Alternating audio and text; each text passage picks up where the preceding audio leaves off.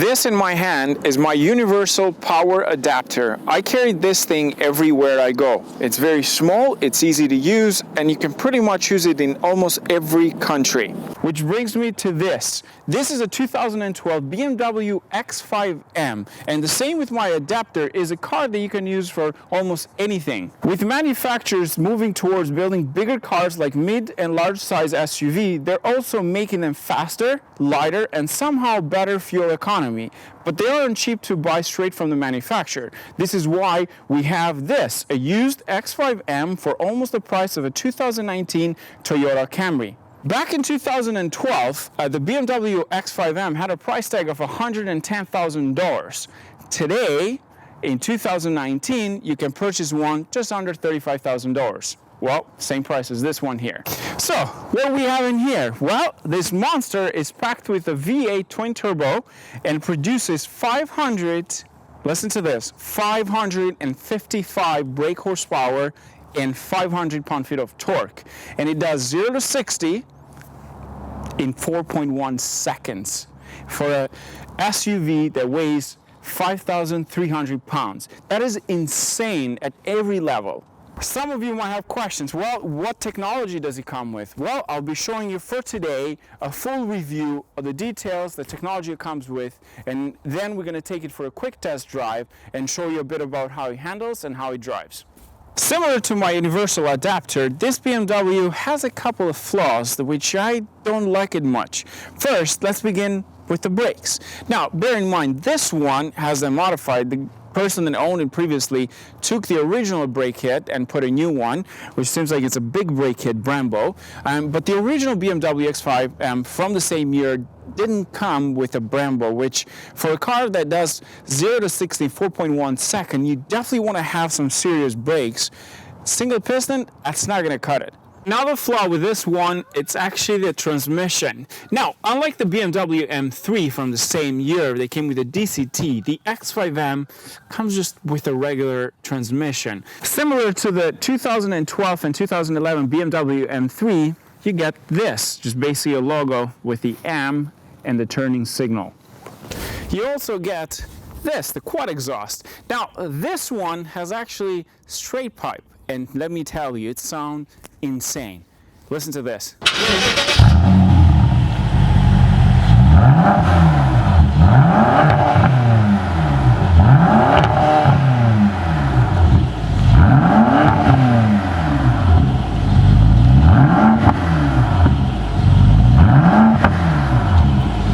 Now, if you decide you want to take this beast camping, let me show you some cool stuff about it.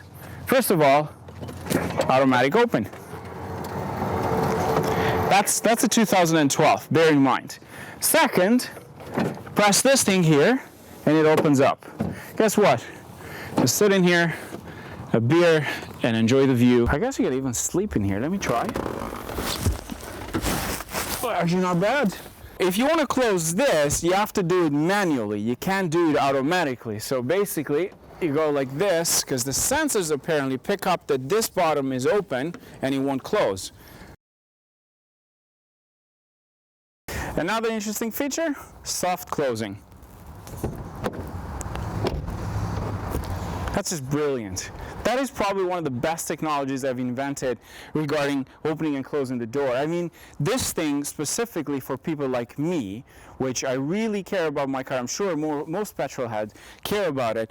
If you have those people that just go and bang the doors, this is perfect. It's just brilliant. Another interesting feature, well, keyless entry.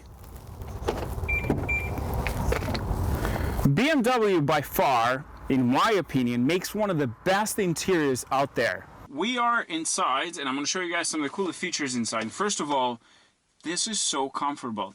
I have driven the other model, not the M, but these cars are so comfortable inside. The leather interior, it's amazing. You got armrest over here, and if you look closely, you can actually charge your phone, but I don't think it applies to the newer phones. You probably can get an adapter to actually charge the phone. You find the same exact navigation system you'd get from the M3s and 335s for the same year. There are two options. First, you can insert the key in here, or push start. that sound, it's brilliant. Okay, so let's work a little bit the navigation system. And got in here, menu. I haven't used this in a while. Okay, navigation system. Kind of outdated possibly because it's 2012. There you go. Still pretty good. You can press the buttons here or you can select basically, and then options. It gives you all the details. And we're going back to the menu. The menu, get telephone, radio, CD, connect, drive, vehicle info. I'd like to see this one on board, trip computer, the status, torque distribution. This is interesting. That is actually so cool. It just basically shows you as you're driving where the torque output is going more to the front wheels, rear wheels, or it will give you a basic idea. Let's go to back. Okay, and then you got the vehicle settings. This is pretty basic, you can understand, and pretty easy to use. On top of that, we have other options. So we have the cameras, which basically show you if you want to turn left or right, and you basically can't see because the car, bear in mind, is very high off the ground. So sometimes you can't see on the right or the left. It will show you in here display both sides. That's pretty cool for a car from 2012. Now let's see another option, parking sensors, which is pretty much, and that gives you a 360 view pretty much, the back and the side. Now light, you can change the parking sensor, rear view camera. Perfect. Okay, so I think we should go for a quick test drive and see how this baby does. Beautiful thing about this, the key fob, just put it right in there, good to go. See, and then first thing we're gonna do is drive it in regular and see how it does. So here's another interesting feature. If you press the auto H in here, so if you're going to front of a red light and you don't want to hold the brake down, you basically press the auto H and it will just basically keep the car in the same position, stop. It's sort of like an automatic handbrake for you, and then once you press the gas pedal, the car will basically move. So before purchasing my Ford Focus RS, I looked for an X5M, but it wasn't possible because I was looking specifically for a specific color, which is Laguna Blue, I believe. That color is absolutely beautiful, but rarely to find on this car. I did find only one. It was somewhere in, I think it was in Alberta, Canada, but it was like 180,000 kilometers, I think, or it was in Ontario. I can't remember exactly, but too many kilometers, not great. One thing about this is that you must, in my opinion, purchase warranty, because a car like this requires maintenance and parts are not cheap to replace. With manufacturers moving towards bigger cars nowadays because the market is asking for it, and for some people it's not cheap to buy a brand new car. They can't afford it, so therefore there are options out there such as this one that you can purchase for $35,000. I mean, it is an absolute monster, but it's a type of car that you can take it, basically drop off your kids at school, take your wife to work, or take it to work yourself, and then on the weekend have some serious fun. The fact that the guy that owned this, or the person who owned this, upgraded the Brembo brakes to Brembo brakes from the single piston that this originally comes with, just shows you that they probably required better braking. That's one thing that BMW failed with this. But if you have the money and you're getting this used, basically just put a $2,000 to $3,000 and you upgrade into a different, bigger brake kit. Okay, let's have some serious fun. I'm gonna put it into M mode. Now it turns into a complete beast. I'm gonna put it into manual. I think we gotta have some fun, boys. Yeah, please. Hold on to it. Get your paddle shifters. Yeah. Okie dokie. One, come on.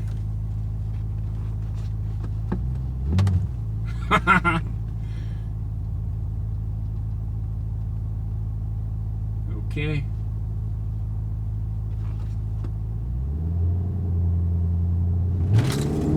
Whoa!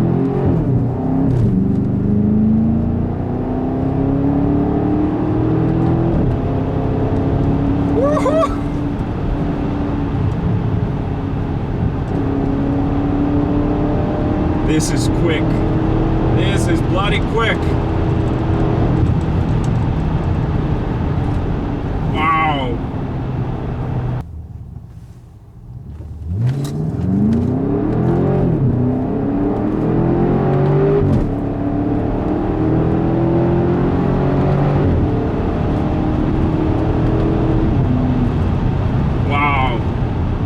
It picks up so quick. This just leaves you speechless. It is absolutely insane. And bear in mind as well, we're on winter wheels, so on winter tires, so it's not the best time to actually test it out. But for some people that want to drive this in winter, it's pretty awesome. You're getting an all-wheel drive system. I love this thing. This is absolutely insane. The comfort level in here, it is so different from any other SUV. I've driven Jeep Grand Cherokee from 2012, 2013. It's not quite there. And this one you can modify and get some serious power out of it. I absolutely love it. There's so much comfort. And on top of that, I have two guys in the back. Hi. Hello.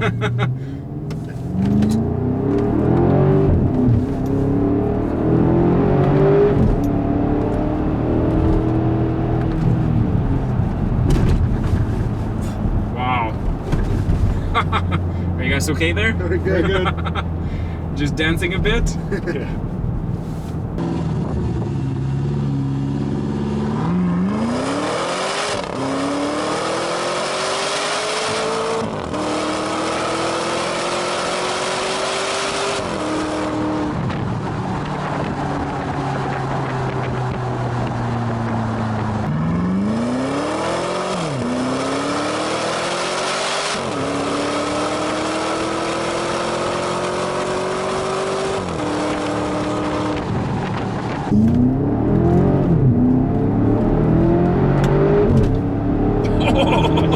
That pull was...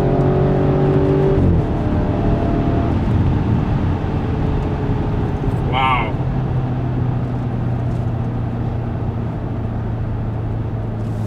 Now, you want to be civilized? Very simple. You put it into drive mode. We'll turn off the M mode, and you're just getting it quieter. The ride will be better, and you're just driving normally. Look at that, just perfect. You get it from a monster to a civilized machine. You can still have some fun just by pressing this little button here. Anyhow, that was it for today. Thanks for watching. As always, don't forget to subscribe, and at the same time, if you are interested in this vehicle, as always, description box you'll find the website for the dealership, and at the same time their Instagram if you want to reach out if you have any questions. But I might be able to help you if you need something else that you can't reach out to the owner. But I do suggest this is probably a vehicle you should take a look into, because for the options you get, for the amount of money you pay for it, that is an absolute beast, and you can have so much fun. And especially for Canada, winter time, you get all-wheel drive system, you got enough space, you take it to camp, you can do whatever you want with this. Thanks for watching, guys.